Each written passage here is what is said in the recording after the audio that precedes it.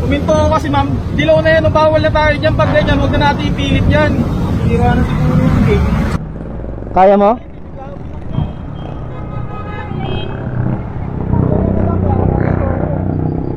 Tayo natin?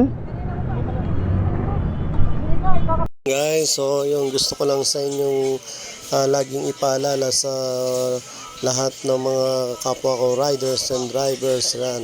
Sa mga riders na katulad ng mga ganitong pangyayari, lagi natin ugaliin pag nasa intersection tayo ng stoplight, magdahan-dahan na tayo lalo na kung biglaan tayong mamumulak.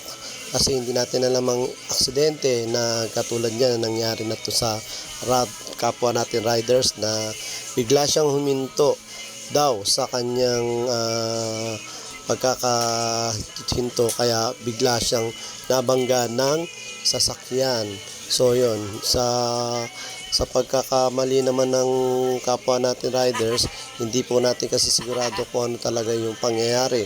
So syempre dahil pula, talagang titigil siya. Ito namang nasa likod niya na sasakyan, hindi rin niya naiwasan na makapagpreno biglaan. So kaya tumama sa likod yung babae na driver ng sasakyan at kanyang tinamaan, inabutan ng ating rider. So basta lagi natin tatandaan mga kapwa ko driver, wag natin ipairalin yung init ng ulo, makipag-usap tayo ng maayos. So dito naman sa nangyari na to, so kung hindi nyo mapag-ayos yung inyong mga sitwasyon na ganito, so dapat mahinahon lang tayo makipag-usap sa mga nakabangga sa atin. Hindi tayo yung magtataas ng boses, maghihinahon lang tayo. So sana lahat naman ng mga rider maging aware tayo na huwag tayong tumaas ng boses agad. Huwag natin ugaliin ganun. Lalo na babae yung driver ng sasakyan. So naunawaan ko naman si Kuya Rider dahil nasempla nga siya, nasira yung kanyang cake na di-deliver. So sana makipag-ayos lang sila, makipag-usap. So kung talagang hindi sila doon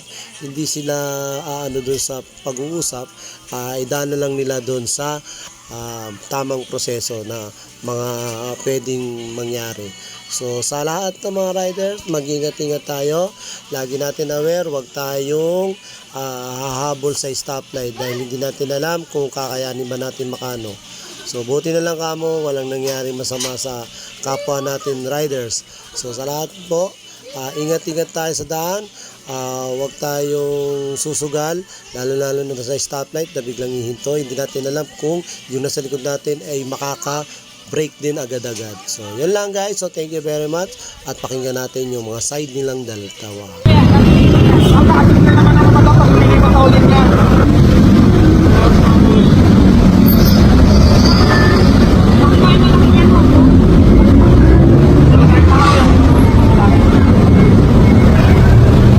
Tawag kayo yung enforcer tol para magkano kayo tol.